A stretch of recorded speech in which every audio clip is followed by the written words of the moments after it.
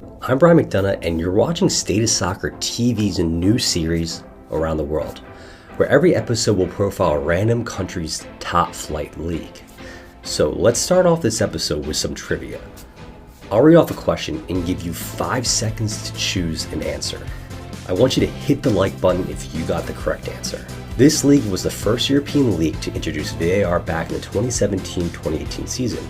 Was it A, the Premier League, B, the Eredivisie, C, the Belgian Pro League, or lastly D, the German Bundesliga? The correct answer is D, the German Bundesliga. The Bundesliga has a fascinating history that hasn't stretched quite as long back as one would believe. When we think of history in Germany, it's easy to conjure up thoughts of World War I and World War II, but on this episode, we won't even have to go there, because the Bundesliga is relatively young. The league was founded back in 1962, and prior to the formation of the Bundesliga and following World War II, through the 50s there was a continued call for formation of a central professional league in Germany, especially as professional leagues in other countries began to draw Germany's best players away from the semi-professional domestic structure that existed in Germany at this time. Despite West Germany's World Cup title in 1954, the German game began to falter in European club competition, as German teams often fared poorly against professional teams from other countries. A key supporter of the Central League concept was then national team head coach Sepp Herberger, who said, "If we want to remain competitively internationally, we have to raise our expectations at the national level." Or I'd imagine he sounded something like that.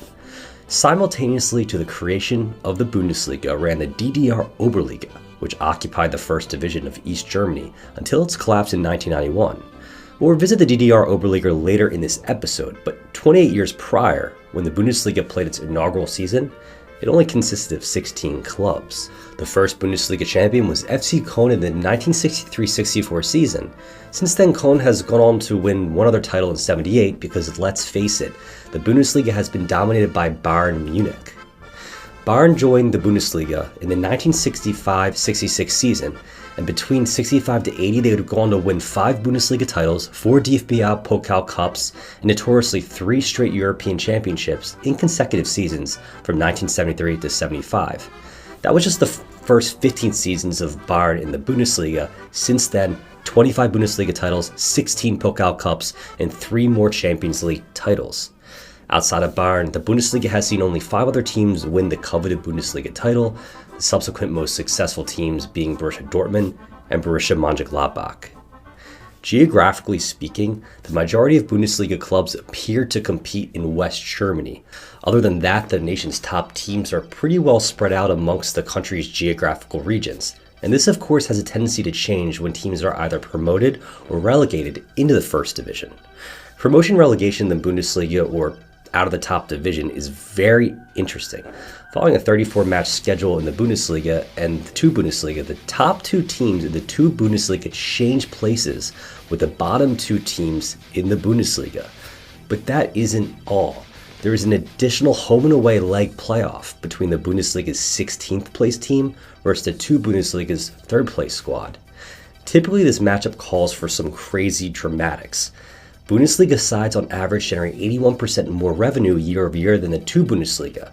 This doesn't mean that getting relegated will cause a team an 81% drop in revenue, but it goes to show that there's a steep difference between the first and second division.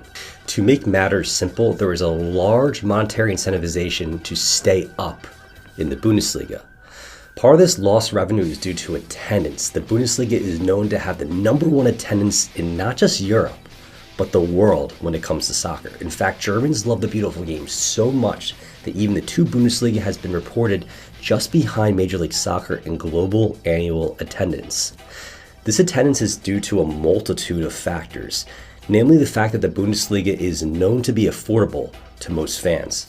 The fans are important for every club with a deep-rooted culture and fan connection. A large number of these teams have existed for over 100 years, and regional rivalries are ingrained in this league. Remember when I said we would revisit the DDR Oberliga? Well, let's take a look at some of the most successful teams from East Germany's top flight division, a league that since the reunification of Germany no longer exists, but its rivalries still remain bitter as ever. Teams like FC Dynamo Dresden, Berliner FC Dynamo, FC Union Berlin, FC Karl Zeiss Jena, and many, many more competed in the DDR Oberliga. Today, FC Union Berlin is the only former DDR Oberliga club competing in the Bundesliga, and they have a well-documented rivalry, coined the Berlin Derby, with Hertha Berlin. This rivalry dates back to a more complicated time when Berlin was divided by the Berlin Wall, the most anticipated rivalry in the capital city and a true display of the city's football and culture. Lastly, the Bundesliga has been known to produce some top-tier talent. With each club focusing heavily on its player development, the Bundesliga has some of the best academies in the world. The Bundesliga typically focuses on youth development and not on breaking world transfer records. This leads to fans being less disenfranchised with their teams and feeling a closer connection to each squad. There have been a total of 9 Ballon d'Or winners from the Bundesliga over the years. Players such as Gerd Müller, Franz Beckenbauer, Alan Simonsen, Kevin Keegan, King Cal, and Matthias Sammer have all claimed the trophies awarded to the world's best player. And additionally, players like Robert Lewandowski, Oliver Kahn, Philipp Lahm, Manuel Neuer, Bastian Schweinsteiger, Frank Ribery, and Arjen Robben have all played in Germany's top flight. Before I go, I want to leave you with a tale deep from the archives of the Bundesliga, a story that, in my opinion, sums up the league and what it's all about. We'll go back to the 1985-86 season when Werder Bremen was dominant. In fact, the club spent all but 3 weeks at the top of the Bundesliga in the 85-86 season.